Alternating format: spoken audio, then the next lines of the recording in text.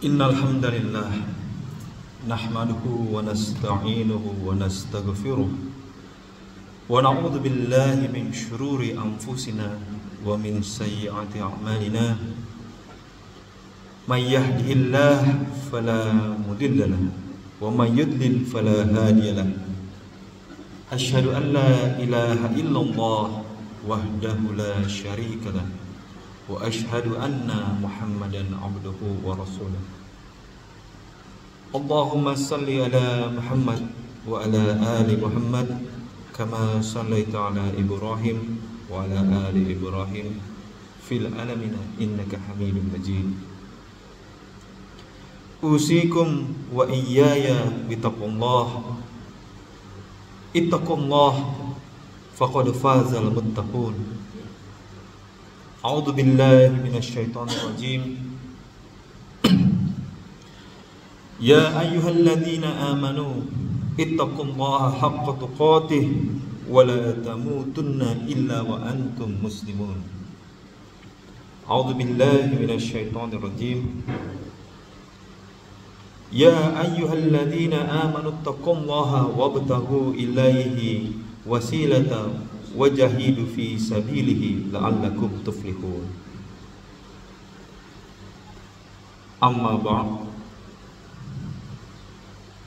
Ma'asyiral muslimin rahimakumullah, jamaah salat Jumat Masjid An-Nur Padma Residen yang insyaallah dirahmati oleh Allah.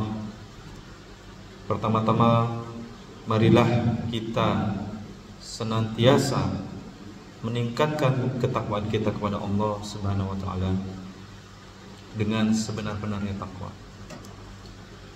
Karena ketakwaan ini adalah bekal terbaik yang bisa kita bawa, bekal dalam kehidupan maupun bekal yang bisa kita bawa selepas kematian. Karena jika seseorang hamba memiliki ketakwaan di dalam dirinya, hidup dengan takwa insya Allah akan lebih terarah. Ibadah yang dilandasi dengan ketakwaan akan menjadi lebih bernilai. Berbeda dengan ketika kita ibadah hanya sekedar untuk beribadah saja. Namun jika kita beribadah lalu kita landasi dengan ketakwaan kita kepada Allah, maka nilainya itu akan berbeda. Tentu pahalanya juga berbeda. Kemudian jika kita berjuang, kita bekerja, kita melakukan sesuatu juga kita bungkus dengan ketakwaan, maka apapun yang kita lakukan itu akan menjadi lebih barokah. Kita bekerja, kita landasi dengan takwa, maka pekerjaan kita akan bernilai ibadah. Kita masuk ke dalam organisasi kemasyarakatan, kita niatkan sebagai bentuk ketakwaan kita kepada Allah, bentuk bagaimana kita menjalin silaturahmi sebagai tuntunan yang diajarkan oleh agama kita, maka itu insya Allah akan bernilai pahala. Maka marilah kita semua meningkatkan ketakwaan kita kepada Allah Subhanahu wa taala.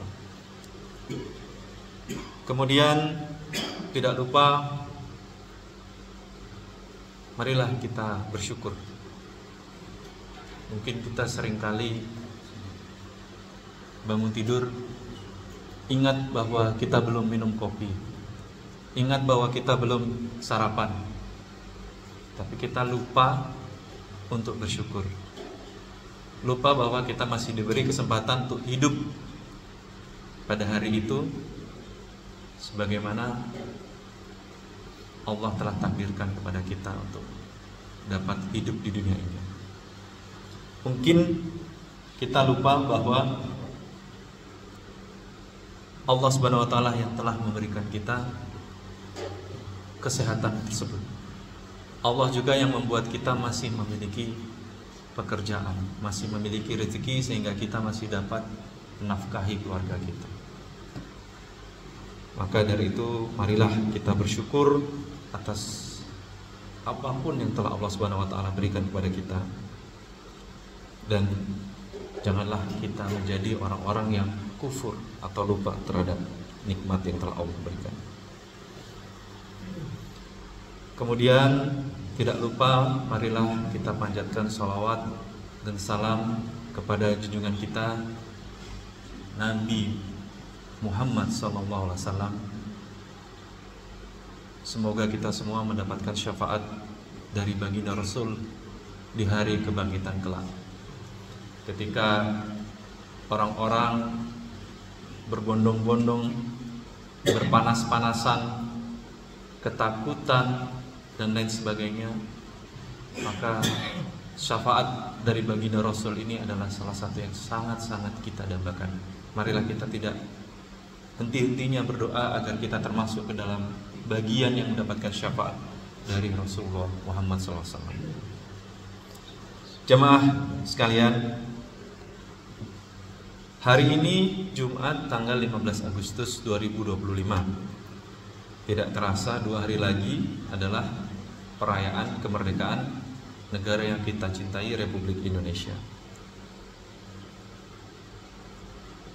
Tidak terasa di bioskop sudah tayang film animasi judulnya Merah Putih One for All. Konon memakan anggaran 6,7 miliar. Mungkin sudah ada yang lihat trailernya. Berhenti, jangan lanjut. Ya silakan bagi yang ingin menonton. Jadi 2 hari lagi insya Allah kita akan merayakan kemerdekaan bangsa Indonesia di tengah berbagai permasalahan yang dihadapi oleh bangsa kita. Bagaimanapun tetap harus kita syukuri. Namun saya ingat bahwa bulan lalu saya sudah diminta membawa topik kemerdekaan oleh Pak Jendra. Maka untuk kali ini supaya hadirin sekalian tidak bosan, topiknya adalah tentang surat cinta. Surat cinta yang dibungkus oleh ujian. Jadi surat cinta dari siapa? Tentu dari Allah Subhanahu wa taala. Oke, siapa di antara kita yang berada di sini yang belum pernah mendapatkan ujian? Saya yakin kita semua pastinya pernah mendapatkan ujian. Apapun itu ya.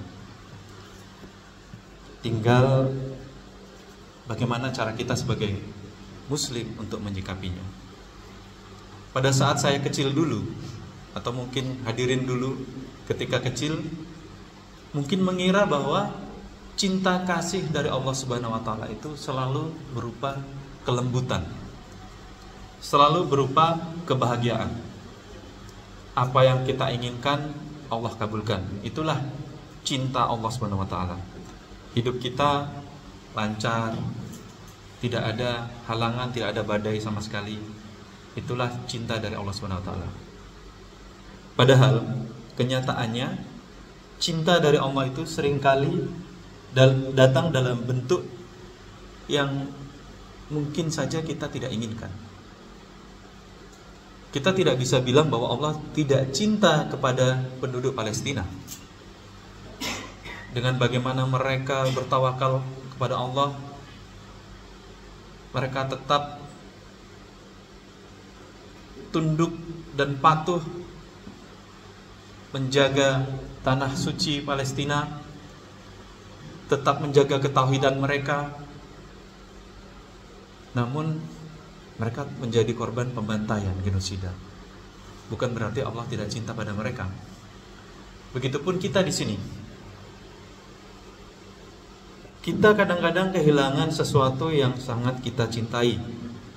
Kita kehilangan seseorang yang sangat kita cintai, hingga nafas kita kadang menjadi sesak. Seringkali kehilangan ini membuat kita sedih. Kita menangis hingga mata kita bengkak. Dan banyak ujian lain yang sampai membuat kita pada titik hampir menyerah. Contohnya ketika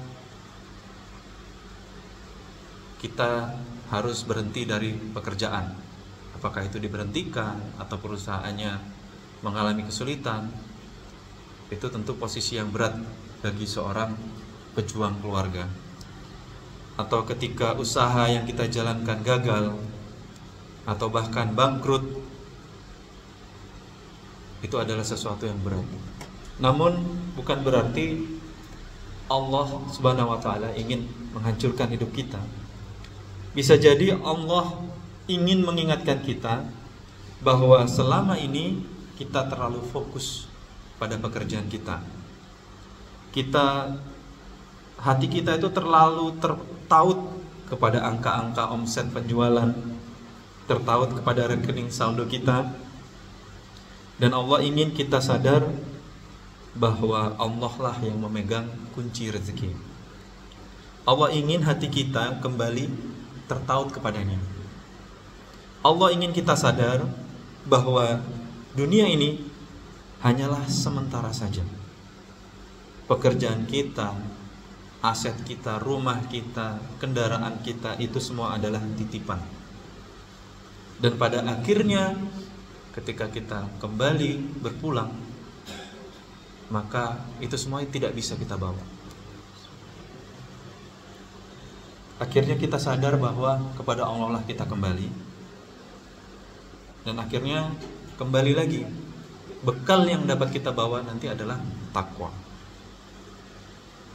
Lalu ingatlah, kalau ini terjadi pada kita semua, ingat janji Allah, barang siapa bertakwa kepada Allah, niscaya Allah akan mengadakan baginya jalan keluar dan memberinya rezeki dari arah yang tidak disangka-sangkanya. Quran surat At-Talaq ayat 2 dan 3. Ujian lain ketika anak kita sakit, saudara kita sakit, orang tua kita sakit, itu bukan berarti Allah tidak cinta kepada kita.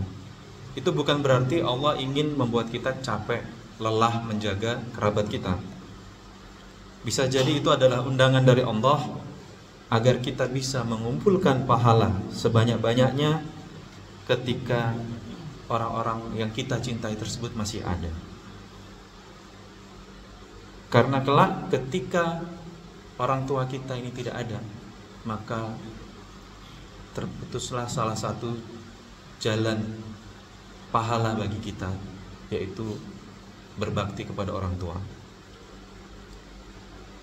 Bisa saja ini cara Allah mengingatkan kita bahwa ridho Allah itu tergantung kepada ridho orang tua kita. Dan berbakti kepada orang tua adalah salah satu jalan menuju surga. Sebagaimana hadis riwayat Tirmizi, Hakim dan Ibnu Hibban, ridho Allah tergantung pada ridho orang tua, dan murka Allah tergantung kepada kemurkaan orang tua. Ujian lain bisa saja terjadi pada diri kita. Mungkin kita yang sakit. Pada saat kita sakit, bukan berarti Allah tidak sayang kita, bukan berarti Allah ingin merenggut kesehatan kita. Namun seringkali sakit adalah cara Allah menunjukkan cintanya kepada kita dengan menggugurkan dosa-dosa kita. Cara Allah untuk membuat kita berhenti sejenak dari kesibukan kita, dari kecintaan kita terhadap dunia, dan cara Allah agar kita bisa mengangkat tangan dan berdoa kepada-Nya. Di sisi lain, ketika ada orang yang merawat kita tentunya, maka orang tersebut bisa juga mendapatkan pahala. Ketika ada yang menyuruh kita, orang yang menyuruh juga mendapatkan pahala. Ini semua karena cinta Allah pada hambanya. Dan ingatlah bahwa tidak ada seorang muslim yang ditimpa suatu musibah berupa sakit atau lainnya, melainkan Allah akan menggugurkan dosa-dosanya dengan sakitnya itu, sebagaimana sebatang pohon yang menggugurkan daun-daunnya. Hadis riwayat Bukhari dan Muslim. Sakit juga menjadi ladang pahala bagi orang-orang yang memiliki kebiasaan baik. Orang yang rutin berpuasa Senin Kamis, orang yang rutin tahajud ketika dia sakit, ketika dia keluar kota, tapi dia sudah rutin melakukan itu, maka Allah akan tetap mencatatkan pahalanya. Barangkali ada di antara kita yang rutin ke Masjid An-Nur, rutin mengikuti kajian Ustadz Nurkolis, rutin mengikuti tadarus. Lalu karena sakit kita berhalangan, insya Allah pahalanya tetap tercatat. Contoh lain, ketika orang yang kita cintai pergi, itu bukan karena Allah ingin membuat kita kesepian. Itu karena Allah Subhanahu wa taala tahu bahwa hati manusia itu adalah rapuh. Kalau kita mencintai seseorang, sesuatu melebihi cinta kita kepada Allah, maka ketika sesuatu ini diambil, biasanya kita menjadi sangat rapuh. Allah ingin kita belajar bahwa yang paling patut untuk dicintai dengan sepenuh hati hanyalah Allah Subhanahu wa taala. Zat yang tidak akan meninggalkan kita. Wa tawakkal 'alallah wa kafa billahi wakila. Bertakwalah kepada Allah dan cukuplah Allah sebagai pemelihara. Para hadirin jamaah Masjid An-Nur yang dirahmati Allah, jadi cinta Allah kepada hambanya, kepada para manusia ini seringkali berupa ujian. Kadang membuat kita bersedih, kadang membuat kita menangis. Namun sekali lagi itu bukan karena Allah membenci kita, melainkan karena Allah mencintai kita. Allah ingin membersihkan diri kita, menguatkan kita, dan mengajak kita untuk kembali ke jalan yang lurus. Jadi ingat, ketika ada ujian yang menimpa diri kita, jangan malah kita menyalahkan Allah. Justru coba kikislah ego kita. Mungkin Allah ingin mencabut rasa cinta kita yang berlebihan terhadap dunia. Mungkin Allah ingin meruntuhkan hati kita yang masih diliputi dengan kegelapan dan mengganti kegelapan itu dengan cahaya. Maka para hadirin sekalian, di saat hidup kita udah terasa runtuh, jangan tergesa-gesa menuduh Allah tidak adil. Mari kita merespon hal tersebut dengan bijak. Bisa jadi Allah ingin membuat kita menjadi hamba yang baik, hamba yang lebih baik, dan ingin memantaskan kita untuk masuk ke dalam surganya. Dan nanti ketika kita mungkin sudah masuk ke dalam surganya, barulah kita menyadari betapa besar rasa cinta Allah kepada kita. Barakallahu li wa lakum fil Qur'anil azim, wa nafa'ani wa iyyakum bima fihi minal ayati wa dzikril hakim. Aqulu qouli hadza wastaghfirullaha li wa lakum wa lisairil muslimina min kulli dhanbin fastaghfiruhu innahu huwal ghafurur rahim.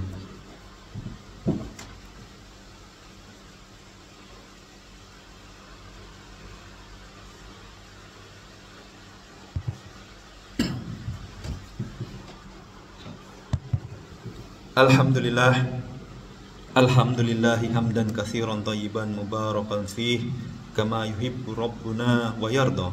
Asyhadu an la ilaha illallah wahdahu la syarikalah wa asyhadu anna Muhammadan abduhu wa rasuluh.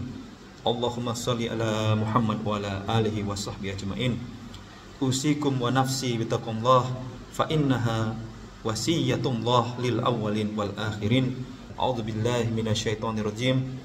Ya ayyuhalladzina amanu ittaqullaha wal tanzur nafsum ma qaddamat lighad wattaqullaha innallaha khabirum bima ta'malun. Amma ba'd, masyiral muslimin rahimakumullah. Di khutbah kedua ini singkat saja, sekali lagi saya ingin mengucapkan dirgahayu kepada tanah air kita Indonesia.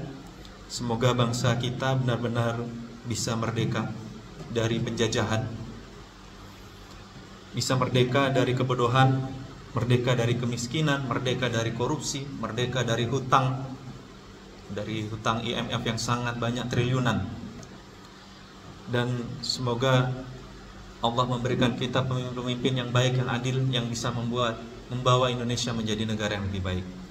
Dan tak lupa semoga Allah Subhanahu wa taala segera memberikan kemerdekaan bagi saudara-saudara kita di Palestina.